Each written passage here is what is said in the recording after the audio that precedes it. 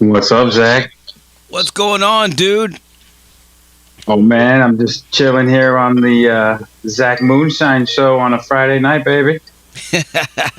Hell yeah, Jason. So tell us, man, what the fuck is going on in the world of becoming? Well, we just released this new album in June. Obviously, COVID had its own things that caused delays, but we were able to get it out there. It's our first album since 2009. So it was long overdue. But we all ended up doing raising families and working day jobs and things like that. After 2009, but we never broke up or anything. So me and the guys are all tight, and we're still our kids are older now. I mean, shit, my oldest daughter just graduated high school. Oh shit! Congratulations. Yeah, she graduated as a fucking junior, so like super smart, just boom, graduated a year early. And then even the graduation was crazy because like the whole COVID-19 thing made it sort of non-traditional, but it's a crazy time. So anyway, the kids are older now and we're all just like still hungry for the music, right? We never set out to try and be rock stars. We always just wanted to make music that mattered. You know what I mean? Yeah, hell yeah, man. See, you guys are all smart, man. You fucking had kids early on, dude. Fucking, I don't know why the fuck I thought it was a good idea to wait till I was almost 40 to, to have kids. So funny. Yeah, it's one of the things, you don't plan it out, but it happens when it happens. And it's an awesome thing, but definitely whenever I have someone says, "Oh man, I wish I had kids," I'm like, get a puppy. Borrow someone's kids for the weekend, babysit a few hours and then just make that call. Kids are expensive too. Yeah. Yeah. Oh, hell yeah, dude. Dude, I got kids. I got puppies. I got cats. I got chickens. I got snakes. I got fucking... Good God, man. I got all kinds of shit going on over here, dude. Love it, man. So, where exactly are you at? You're in Tennessee, right? Yeah, I'm in Tennessee, man. Jackson, Tennessee, right about an hour out of Memphis. That's killer, man. My grandfather, may he rest in peace. He was from Tennessee, actually, and he used to do stuff with like, Waylon Jennings, the Tennessee Flyboys, and Johnny Cash. I remember the story he would always tell at family gatherings growing up was, "Johnny Cash owes me money." And I was like, damn, But the story was he recorded. He's a musician too. He recorded some shows at the Grand Ole Opry, right? So he had the bootlegs, and Johnny Cash didn't pay him. So my grandpa's just like, fuck it. He took the bootlegs and did his own thing with it, and then he actually took a zither, which is like this crazy stringed instrument that they use a lot in country and stuff. And he's like, and I remember, so I'm in possession of this. And if the story my grandpa told was true, he stole it from Johnny Cash's mama. And so, anyway, that was a story that came to mind when I heard you say Memphis and Tennessee. Hell yeah, man. Yeah. That's cool, man. Yeah, actually, my grandparents is why I came back here too. Fucking, and then just ended up getting stuck, but it's all good, man. It's a pretty cool place. Hey, the place to be is where you're at always. Exactly. You know what I mean? Exactly.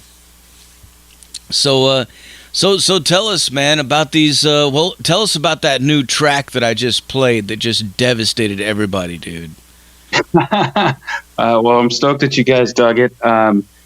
So the song's called "In the Name of God." It became the title track to the album, and it was the last song written, actually. I had originally intended to call the album something else, but my drummer Caesar and we actually got together one night. We're just jamming, and the initial riff came up. And I was like, we're not going to make it into a song, so I made it into a ringtone for our phones. I was like, man, this is cool. Every time the phone rings, the main riff would play. And then I said, you know what, dude, fuck it. Let's make a song. Let's just go for it. And it came together. I was, getting sort of like lyrically, the message behind the song is that, as in the last verse, it says, through consciousness, the spirit lives or breathes beyond the written words of man, right? So it's regardless of religious text, it's your consciousness, right?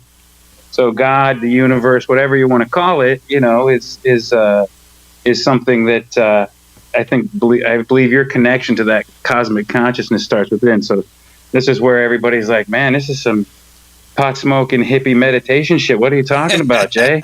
Right?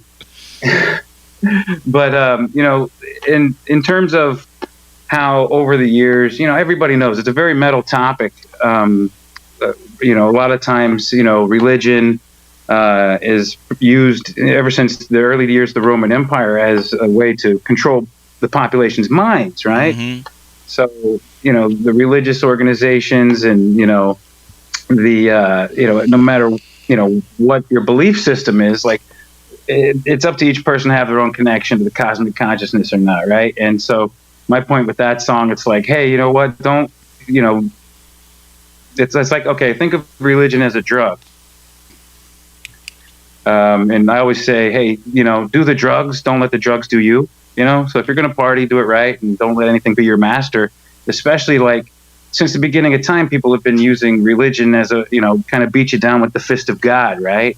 Yeah. And so it's almost like that other thing that comes to mind. It's like when you hear, sometimes it's not the band that's the problem or the team that's the problem. It's the fans, So it's and what I mean by that is it's like you get people out there giving certain things a bad name, misrepresenting things. Anyway, short story long, In the Name of God became the title track for the album.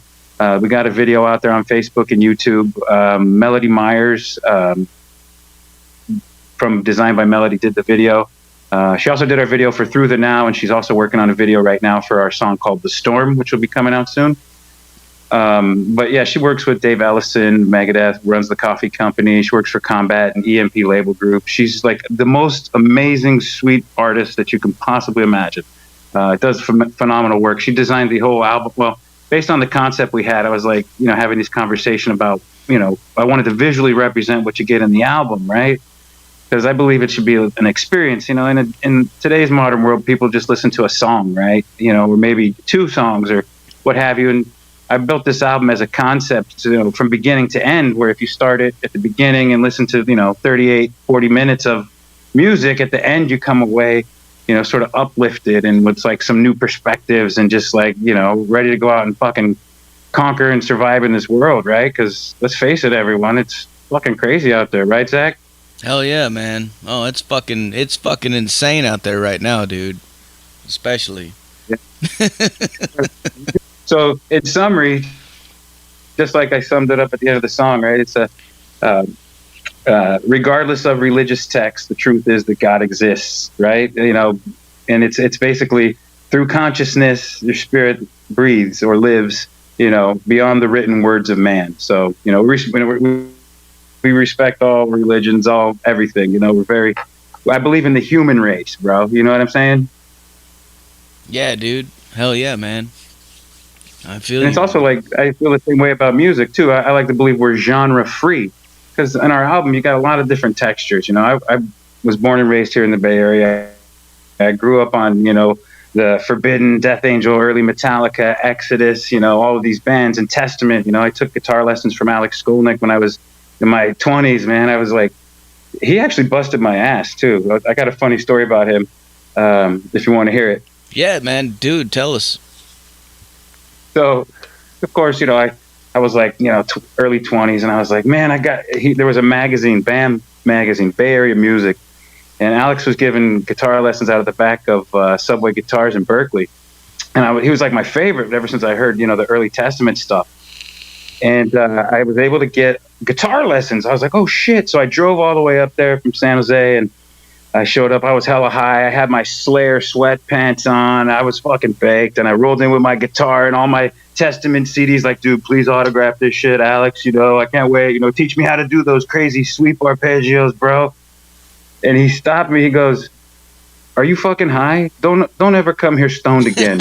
Do you know? I was like, whoa. He goes, do you know your music theory? I was like, no. He's like, you're going to learn it. He's like, do you own a metronome? I was like, no. He's like, buy one before you come back. I was like, damn. So that was my wake-up call to become proficient in my instrument, He was ready to get down. Dude. He was ready to get down to business, huh? dude, for real, for real. You know, he was like the most one of the, and he was telling me, he's like, hey, you know, everybody else is out spending money and partying. He's like, I bought a fucking Volvo. You know, I was like, whoa. You know, this is just after he left Testament, actually. So you know, James Murphy was joining the band and stuff, and then at one point, my band before becoming.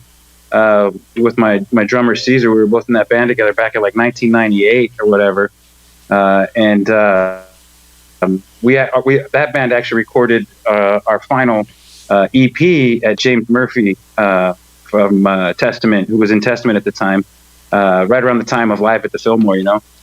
And so we recorded our album at his house, you know. James was a different kind of dude, but he was super fucking cool. He's an amazing producer and engineer, and you know, great dude. So I got to have that exposure and stuff, you know. Yeah, that's really cool, man. That's super cool. Testament is a fucking awesome band too. Like that's one of my favorites from growing up, and I actually had them on the show a few months ago. Chuck Billy and Steve DiGiorgio, fucking great dudes, man. Really, really cool. Yeah, totally, dude. You know, and it's like that's Bay Area legend status right there. You know, Testament, Exodus, Death Angel, you know, Metallica. It is. And like Forbidden. Oh hell yeah, Forbidden, dude. But when I was talking to Chuck, like it was like, you know, I was sitting here starstruck, you know, talking to him and everything. But he's so fucking humbled, you know, like he's just so calm and just like, you know, it's just, you know. I remember the first time I smoked pot with Chuck Billy. It was the craziest experience because, you know, I was all starstruck too, and I was like opening a show for them in a little club in San Jose. You know, like got to open for Testament a couple times, and I remember he passed me the joint, and he has these little tattoos on his knuckles, you know, with the little skulls and shit. Uh-huh. And I just remember seeing the joint away with the little skulls on Chuck Billy's finger, and I was like, oh my fucking holy shit, wow! It was pretty cool, you know. Yeah, but he was just like, the point is that they were just cool guys, you know. It's like they had respect for the opening band and stuff, so that was really cool. Because you know, when you go out and you're, you know, being an opening act at a club for, you know, a bigger band, you know, sometimes you get, you know, bad experiences. Like, I had a shitty experience with Cannibal Corpse, you know. That was kind of interesting, to say the least. You know, we were playing a small, you know, gig with them as an opening band. These dudes wouldn't even let us park our trailer in the parking lot. We had to park down the street and drag our gear down the street in the fucking rain. No shit. You know, and then I got all pissed off, so I'm banging on Cannibal Corpse's tour bus door going, hey man, what the fuck, open the gate, let us pull in, it's fucking raining. And it totally smelled like burning crank and shit in there. You know, I don't know what was going on, so, you know, I'm not liable for whatever. Really? I'm not making any opinions about what people were doing, but I was like, can you please do that? And they're like, sorry dude, Anthrax was mean to us on our last tour, so we're paying it forward. I was like, damn, really? But you learn real quick about the business, you know. It's like I grew up in this, you know, the Bay Area. You know, I've always been hustling in my early years until the time where, you know, I thought I was going to be a rock star when I was a kid. But, you know, my day job, I run a sales team for a cybersecurity company. You know what I mean? Mm-hmm. Yeah. So music is something I get to do for the passion of music, and, you know, not necessarily to, you know, make money or try to be a rock star. It's like I have an outlet. It's my platform to sort of reflect the times we're living in, right? So the entire new album, In the Name of God, there's a lot of, you know, songs in there that tackle like tough life topics. And, you know, I always look at it like I'm trying to give back to heavy metal what it gave to me, you know, because when I was growing up as a teenager and shit, I related to music, you know. I think my first real band that got me fired up when I was a kid was fucking Kiss and Motley Crue, dude. I was like, you know, 13 years old, 14 years old, just going apeshit over this stuff, Quiet Riot and all that, you know? Yeah, yeah. Oh, and then I found Metallica and Slayer and, you know, all this stuff, you know, and all the Bay Area stuff, like I said, Forbidden, you know, Testament, Death Angel. I mean, yeah, so that was my upbringing, man. Riding my skateboard with my guitar, you know, going to shows, seeing these dudes and these killer bands playing in all these small clubs. There was the One Step Beyond, there was the Stone, there was the Omni, you know, there was the Berkeley Square and all these killer clubs, right? So, you know, over the years, it's sort of changed, right? Obviously, COVID-19's put a damper on live music, but here in the Bay Area, it's actually, you know, it's almost like gentrification of the club scene, right? So there used to be a bunch of clubs you could do metal at. It's popular. And then all of a sudden it was like, oh, we're going to do top 40 and jazz, and they shut down a lot of the metal clubs, you know. So it was strange times, you know. Yeah, for sure, man, for sure. Yeah, and you know what? I totally understand what you're talking about. Like fucking, I could definitely identify with that for sure, man. Like that's a big part of why I do what I do. To be honest with you, is I just enjoy being a part of the whole fucking, the whole thing. You know, just you're killing it, Zach. You're killing it, bro. I just got to give you some straight up props. You know, Metal Devastation Radio, what you're doing at the Zach Moonshine show, and all of that. It's fucking awesome. It's a breath of fresh air. I'm super excited and grateful that you even had us on. So, you know, thank you, man. Thank you. Seriously, thank you, dude. Yeah. Hey, you're welcome. It's like when I was a kid, we didn't have the internet. All right. No. Well, I mean, I'm 46, but I was in that last generation where, you know, we did all that sort of, you know, playing outside, this, that. We didn't have, you know, YouTube. I would have killed for that as a kid. You know, God, you know, we didn't. It was a different time, but you know, I was like, okay, when the internet started, that was right when I was, you know, becoming a teenager, and so I got to see that benefit. You know, like you and your kids, and my kids, they never knew a life without the internet, right? No, they have no idea, dude. Dude, I had a pager, and I used to go to a payphone to make my callbacks, bro. Okay? Yep. Yeah, I know, man. I know. Yeah, I'm 42 years old myself, dude. And I remember, man, like, you know, getting into it. First, it was MTV, Headbangers Ball and all that shit, you know, and Skid Row, fucking Cinderella, fucking all that stuff, you know, and then... I saw Skid Row open for Pantera at the San Jose Event Center. It was the first time I saw Pantera live, dude. I was like, oh my God, what is this? Holy shit. It was like the Slave to the Grind tour for Skid Row also. Yeah. Man, that was great, you know. Skid Row was that kind of band where it's like all the hard rock dudes respected them and the ladies loved them. So it was a double win for the band, you know. Yeah, because, I mean, well, they were pretty heavy, dude. And they were out there banging their heads like it was fucking nothing else, you know. But yeah, that was cool that they took out Pantera on that tour, too. You know, like, when they were at the height of their fucking popularity, they took Pantera out with them and gave them to a whole new audience, you know. And it exploded, man. Yeah. You know what's fucking crazy? So my fiance and I, we went to Sedona, Arizona, like last November. You know, it was like we got engaged and stuff. But when we was at the airport, and by the way, Sedona's a friggin' amazing place. If you haven't been there, you gotta go check it out when COVID clears. But my lady and I were sitting at San Francisco airport, and some dude goes walking by, and I was like, honey, look, because she's a total, you know, music fan as well, right? So, I mean, my lady's amazing. But, you know, I was like, honey, look, that's some dude who thinks he's fucking Sebastian Bach. Ha! You know, I thought to myself, and I was like, wait a minute, baby, that's fucking Sebastian Bach. And I had a fanboy moment. And I was like, I'm going to go talk to him. Come on, honey. She's like, I'm not going with you. You're fucking crazy. And so, you know, the next thing you know, I walk up to him. I'm like, Sebastian Bach? And he's like, that's me. And I was like, bro, you don't even know I'm a fan. My lady's a fan. Would you mind if I just go grab her real quick so she can meet you and we'll take a picture? He grabs his sunglasses out of his pocket. He's like, I'm going to walk into this restaurant, sit down, go grab your lady, come see me.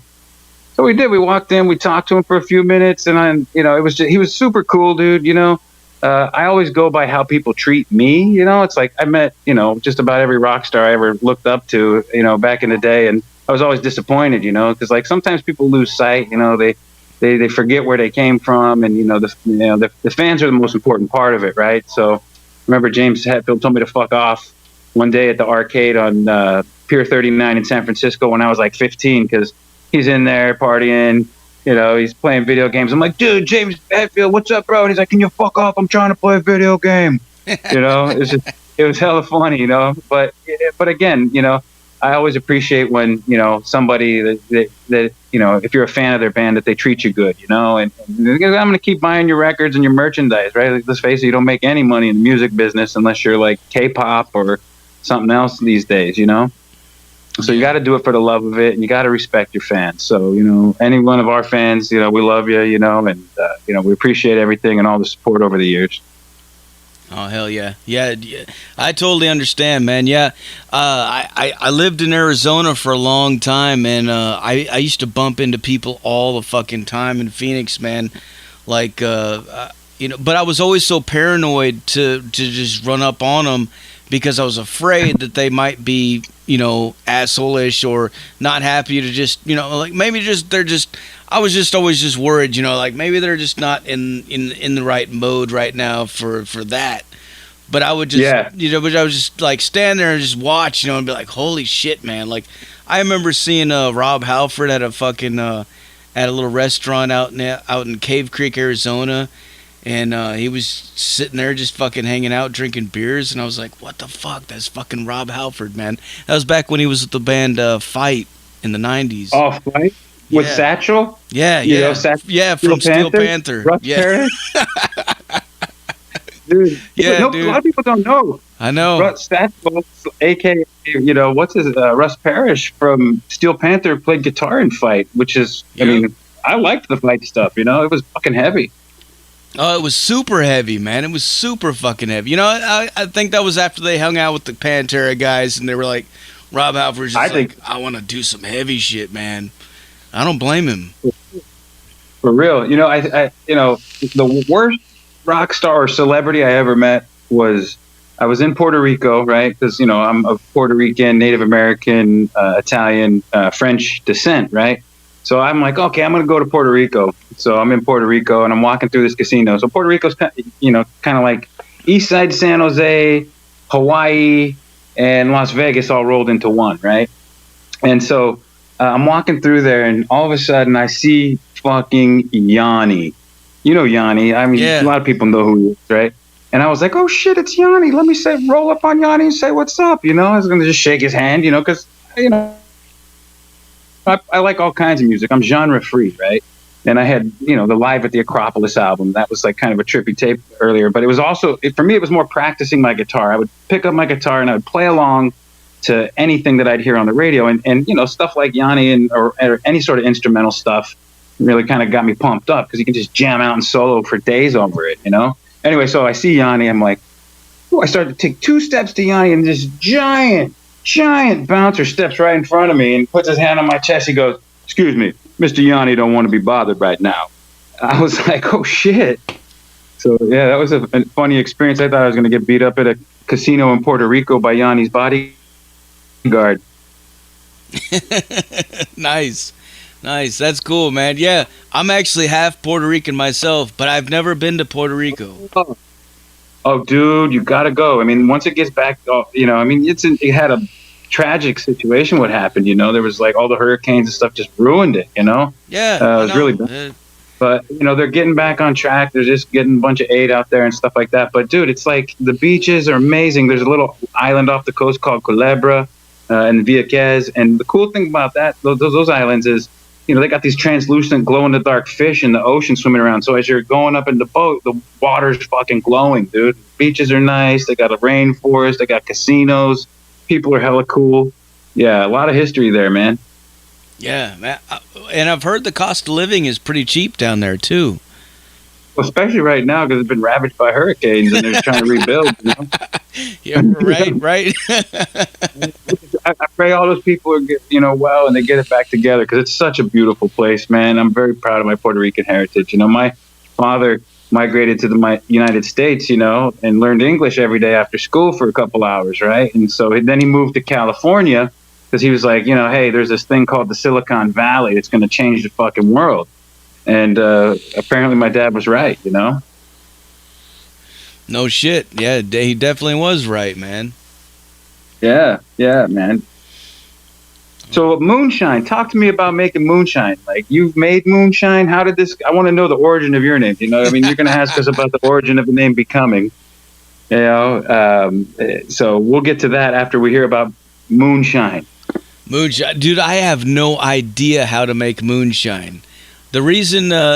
The reason my name is Moonshine is it's sort of a long story, but I was adopted when I was a kid, when I was really young, and I was given the last name of Moonla. And for a lot a lot of my friends were never able to fucking pronounce it right or say it right because of the way it's spelled.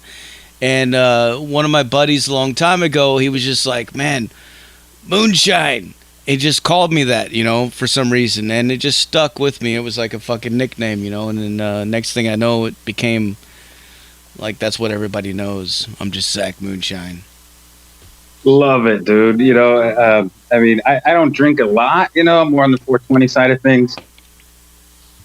But Moonshine, man, I had tried it once before, and man, boy, that stuff, woo, no joke. But it's like, I guess it's the process they use to make it, highly illegal, type of thing. But, I just thought, I was like, dude, I wonder if Zach actually has made Moonshine before. No, you probably had some wild parties out there with that stuff. I've never made it myself. Yes, I've had some wild parties. Yes, but I've never made it myself for sure, man. Fucking, but I mean, it's some crazy fucking stuff. Like I don't know what the fucking science is that goes behind it, but these motherfuckers are crazy, man. They just go out there in the mountains and they fucking do it, and then they bring it to you in like a milk jug, and they pour it out on the ground, and they light it on fire.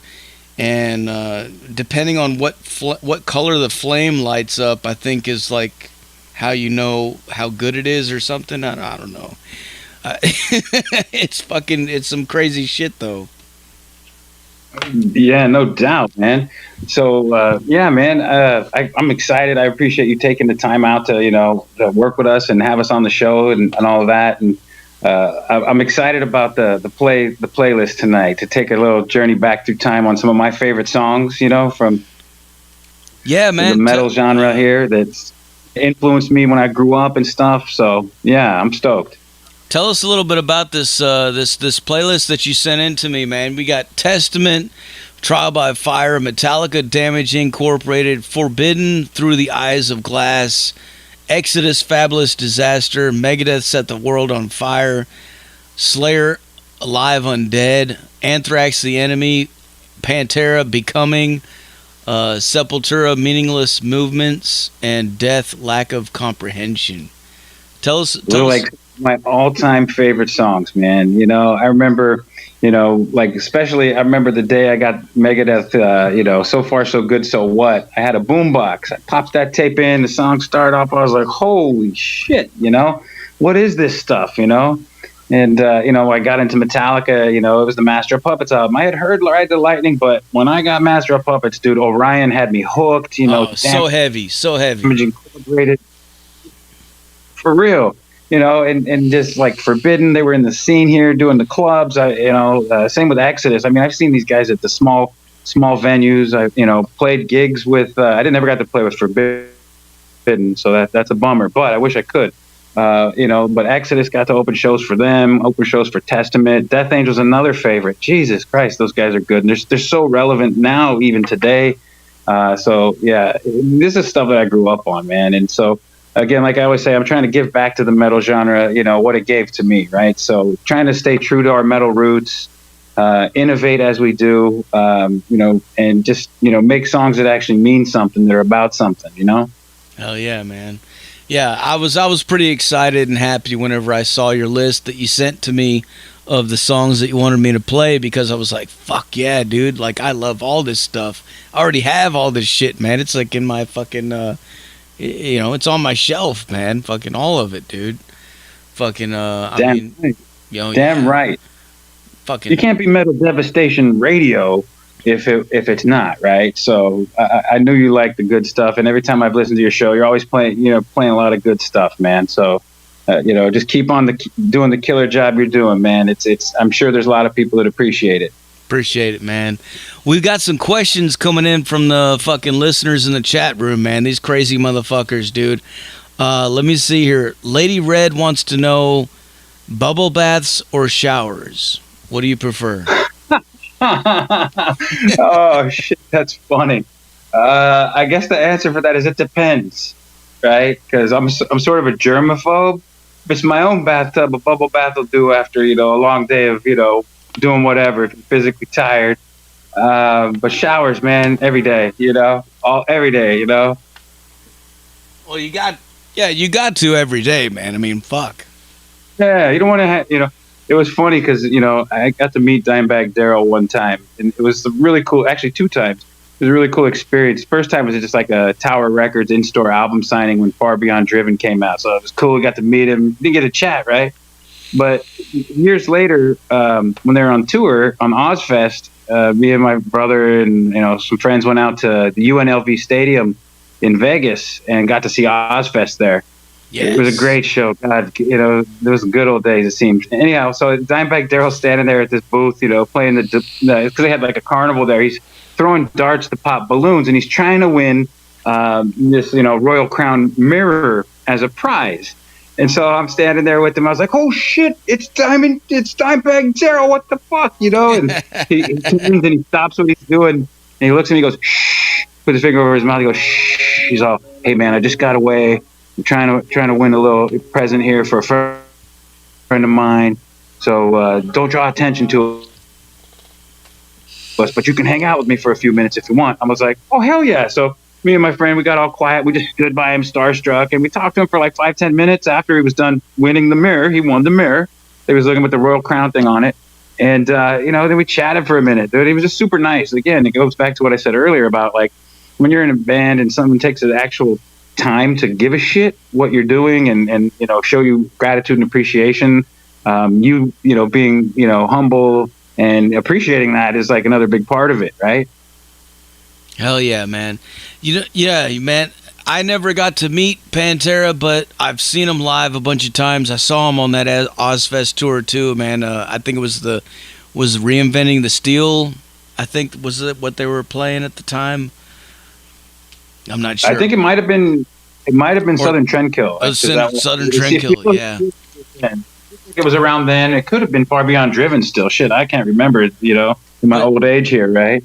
But nonetheless, what is time, But looking back, man, like when you watch their home videos and stuff, man, like the way that they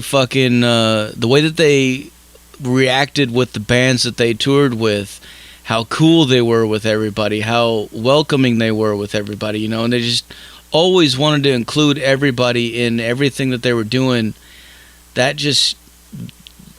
Like, I already liked them before that, but when I saw that really made me like them even more, and it just that made it even more devastating whenever Dimebag got shot, man. Like, seriously, man, it was just like, what the fuck, dude? How could anybody?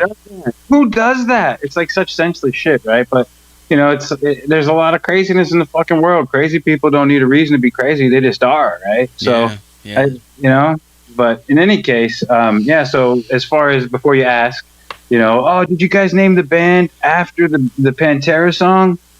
The answer is no, but it was really a consideration after the fact. And I was like, all right, that's the final straw. We'll do it, right? I was the origin of the name Becoming, so I'm sort of into like all this metaphysical stuff and, kind of like the hippie meditation stuff as well. But I was traveling and I think I was in like Ireland or something like that, maybe Scotland. I can't remember, but I found that wherever I went around the world, a Hard Rock Cafe was a safe place to eat. I could get a burger, I could get some nachos, have a beer, whatever, right?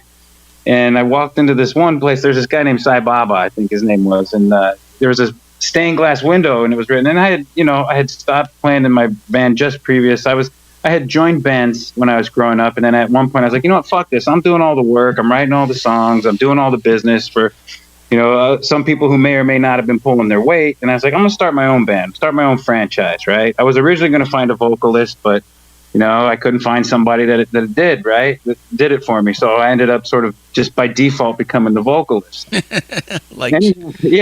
anyway, the time between the bands, I just I'm going to do this journey of self-discovery. I went to, London, Amsterdam, Scotland, Ireland, all this, right?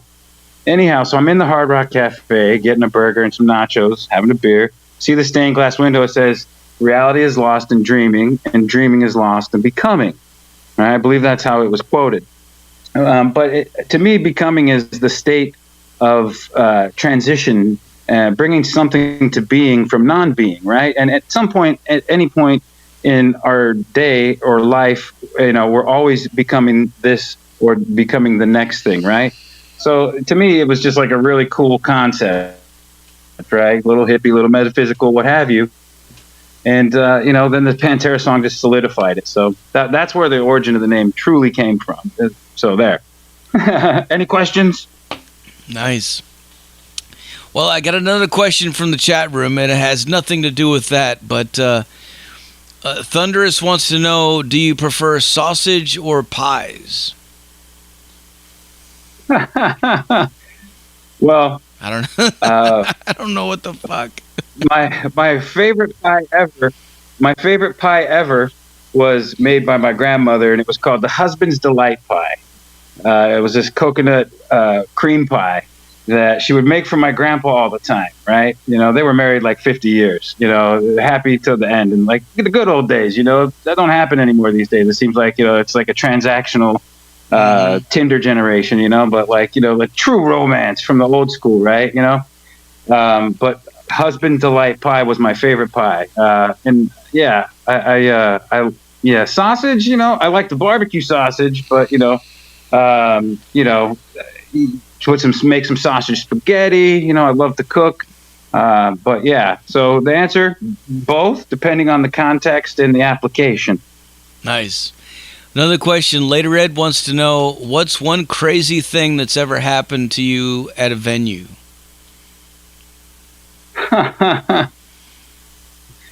Oh, great questions. Craziest thing that ever happened to me at a venue. Well, let me think. There's the usual stuff where there's fights, and at a metal show sometimes there's fights. People mosh pits, moshing in general, and that real heavy music sort of lends itself to like a heightened adrenaline rush type of environment. Sometimes when you get alcohol involved, things will happen like that. Mm-hmm. But things like something breaking on stage or something falling off stage, or somebody doing a crazy stage dive and getting hurt, and you're like, oh wait, we got to stop for a minute. Let's make sure that guy didn't break his neck. Are you all right, buddy? All right, just sit this next one out. Have a beer, whatever, right? But in terms of craziness, I think it's just the usual stuff that's kind of.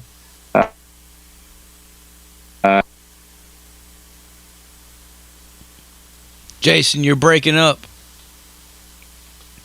Uh-oh, can you hear me now? Yeah, I got you. Cool. Sorry about that. Sometimes when the phone starts blowing up, it's like, multitasking becomes difficult or something. All good, man. Another question from Titan. He wants to know, Cheech or Chong? Chong. Definitely Chong. Oh yeah, man. And Thunderous wants to know, do you go surfing? I want to surf. I have not surfed. The water on the coast of California is actually cold, and there's sharks. So like, I don't fuck with sharks. Yeah, eventually I will surf somewhere like nice and warm and tropical, like a Hawaii or something like that. Nice. Another question, Later Ed wants to know, what's one band or a musician that you'd really love to jam out with? Oh, man. Does it matter if they're alive or dead? No, it doesn't matter. Well, I always think of this dream band I had, it was like, all right, who's the drummer, this, that, the other thing. I would have loved to jam with Dime, that would have been such a great experience. I feel like the guys is amazing, I would have loved to jam, alive, I'd love to jam with George Lynch from Dokken. I mean, that dude was one of my favorite guitar players, when I first started playing, and just the way he bends the notes and the strings, yeah, his tone, just amazing, right? Dude, George Lynch is a fucking monster. I think hanging out with Yngwie would be hella fun, just because, he's got such a strange persona and gets a bad rap sometimes. You still can't deny that Yngwie's a badass, right? But, I like how Pantera actually teased him in their home video, too. They're like, when they brought him donuts in the elevator, that shit was funny. Yeah. He don't like donuts. Who the fuck doesn't like donuts, man? Right? I think you just didn't want to be fucked with that day, I don't know. Right on, man. Well, tell us about the album art, man. I love the fucking the album artwork that you have here on this record, man. How did you guys come up with that? So basically, it's like, in line with In the Name of God, right? So on the album cover, you've got, this human form, sort of ascending out of the clouds and everything, below it into the cosmos, right? And then you see, in the hands of the person, it's got all this binary code and this light and so on and so forth, which is kind of like a throwback to our first album, Regeneration. Like on that album cover, it had a bunch of binary code, ones and zeros, like the Matrix type thing, right? And then above, you've got the cosmos, and then behind the person's head, you've got Metatron's cube. Look all this stuff up. It's kind of cool. If you're going on this spiritual adventure or journey, looking for the meaning of existence, it's just some fun stuff to check out. And like, the circles around the figure are all, sort of corresponding colors to each of your chakras, in the human system, the 7 chakras. And inside the person, it's the universe, right? So it's like, the universe is within you. We are the universe experiencing itself through us. I believe that, right? And, this whole world we live in, it's easy to get lost and caught up in all the day-to-day stuff and, get your life out of balance and be, feeling out of balance. But, also behind the Metatron's cube, you've got all the mandalas for each chakra represented. So, I like to refer to what we're doing as, I don't like to put labels on it, but, it's like a spiritual medal, right? It's designed to awaken your soul, and that's sort of the reality of what we're doing here, right? So, we're not doing, I didn't want to have a cliche album cover. Nothing wrong with, skulls and crossbones and fire and stuff that, are most typical metal album covers. But, we want to be different and represent what we're doing and, capture that essence, right? And then on the back of the album cover, the back of the CD, it's the back of the front, which I thought was kind of cool, right? So you're looking at the same picture from the back as you are the front. You open up the booklet. It's, got all this really cool artwork with all the mandalas and stuff, as well as some other really cool stuff that Melody came up with. Very cool, man. Another question, what's one place you would like to play or visit that you haven't done a show at yet? I'd love to do some of them festivals in Europe, but I remember when I was a kid, and actually I just started this process of taking my old audio cassettes and converted them to MP3. And I found this bootleg tape I got in high school, like freshman year. It was Metallica live at Castle Donington. It was like the most sought after bootleg tape, where James Hetfield's on there screaming "metal up your ass" and all this stuff. Hell yeah. I'm going to digitize that thing in the near future. But in any case, Castle Donington would have been super cool, dude. I would love to do that, if it's even an option in the future, Hell yeah. Another question, Titan wants to know, would you ever want to play along with Ozzy Osbourne? You know what? Shit, that'd be a killer paycheck, I mean, I don't know if I could pull off Randy Rhoads solos, or Zakk Wylde solos like that. I'm not that guy. But yeah, I would. So I play guitar, bass, drums, piano. I'll play any instrument you put in front of me, right? I started with bass, then I switched to guitar. I'm most passionate about drums, but I've got a drummer named Caesar that's like the most amazing drummer on the planet, in my opinion. But on the new album, in fact, there's a few songs where I actually did everything. I did the drums, the bass, the guitar, the vocals, etc. Right? So most people can't tell the difference, but I mean, the drums that are really, really cool, Caesar did those. But yeah, I come home from work, I jump on the drum kit, I throw down, I have some fun with it. And when I'm writing songs, I like to, listen to the song from a holistic perspective. So most of the time I'll start with like either a cool guitar riff or a cool drum beat, right? The lyrics usually come later, right? I'll have a concept in mind for the lyrics, but I need a foundation. So I'll get on the drums, I'll play some beats, I'll capture it, record it good. And then, I'll drop guitar, bass on top of it. I won't put vocals to it right away. But then I'll send it to Caesar, and Caesar will be like, "All right, Jay, your drums suck. I'll redo it," and that kind of thing. But then there's some songs he's like, "Dude, good job," and I got to give Caesar props because it's like I learned all my drum skills from him. I've been playing with him, since, you know, the 96, you know. Love that dude. He's like my brother, you know. Fuck yeah, man. That's badass, dude. All right, well, Jason, I'm about out of questions for you, man. Is there anything else you want to let your fans know? Thank you all for the support, you know. Appreciate all you guys do. Hope that you're enjoying the new album. For, you know, all the new fans we're acquiring and people that haven't heard of us before. You know, we've got 3 albums out. The first one was called Regeneration. Then there's Sonic Revelations, which was our last album. And then this new album is called In the Name of God. The last album, Sonic Revelations, as well as this new one, In the Name of God, were both mastered by Zeus, who's done, you know, work with Hatebreed and Shadows Fall and all these bands. The guy's just like a freaking scientific audio genius. So shout outs to Zeus at Planet Z for just being so amazing. Love that dude. But, you know, we've been around for a while. We got some albums out, you know. Feel free to, you know, check them out. Follow us on all the social media platforms. So it's like facebook.com/becomingband. We got youtube.com/becomingband. Twitter.com/becomingband. And then, you know, the only one that's different from a naming convention perspective is our Instagram. So Instagram.com/thebandbecoming. But yeah, follow us on there. We'll keep you up to date. Join our mailing list. You can go to our main website. It's becoming.band.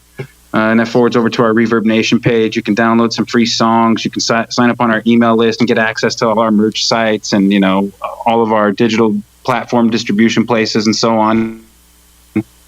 But yeah, I mean, again, thanks for having us. We love, you know, what you guys are doing. We're very grateful. And, you know, play it loud and tell your friends. Hell yeah, man. Well, before I let you go, I got to get you to make us a station tag, all right? Hell yeah. All right, whenever you're ready, say something like, "This is Jason from Becoming, and you're listening to Metal Devastation Radio." All right. Hey, this is Jason from the band Becoming, and you're listening to Metal Devastation Radio on the Zach Moonshine Show. Crank it up. Fuck yeah, man. Perfect. All right, Jason. Well, thanks a lot for taking the time, dude. What I'm going to do now is I'm going to blast some more Becoming for these motherfuckers so they can go absolutely fucking nuts. What song are you going to throw at them, Zach? Coming up next, I got Through Power Lines. Ooh, so relevant with today's fucking crazy world. It's about the media and things in the, you know, controlling the minds of the people, and they're doing it through the power lines. You know, you can't turn on your phone, the TV, you know, anything, the internet, and you're getting bombarded with all this crazy shit. There's a movie out there that everybody should watch. Actually, it's called The Social Dilemma. Yes. Man, that is going to freak you out. Yeah, it's going to freak you out. I've seen and it should. So anyway, yeah, power lines. I hope you guys like it. And you know, we got videos. So there's 4 videos from the new album already loaded up on our youtube.com/becomingband page. We got a video for In the Name of God, which you heard first earlier. We got a video for Power Lines. We also got a video for Through the Now. And then there's also a video for the instrumental track on the album. It's called There Again. And yeah, I wrote that one for my lady, so she digs it. I hope you all dig it too. It's just a great meditative, like, instrumental trip to just kick back to, you know, do your 420 and just, you know, go away for a minute. Take that 2-minute, the Becoming 2-minute challenge, you know? Hell yeah, brother. All right, man. Well, thanks a lot for taking the time to talk to us, dude. I'm going to fucking crank these fucking tunes up right now and let these motherfuckers go nuts, all right? Good shit. Right on. Take care, everyone. All right, man. We'll talk to you later, dude. Cheers. There you have it, folks. Fucking Becoming live on the Zach Moonshine Show with Metal Devastation motherfucking radio. Like I said earlier, put your speakers in your fucking windows. Put them in your front lawns. Put them in your fucking neighbor's driveway. I don't give a fuck where you do. Where you put them. Just put them somewhere where people are going to get pissed off. If you don't see U-Haul trucks everywhere tomorrow, something is seriously fucking wrong with you, man. This is Power Lines on the Zach Moonshine Show.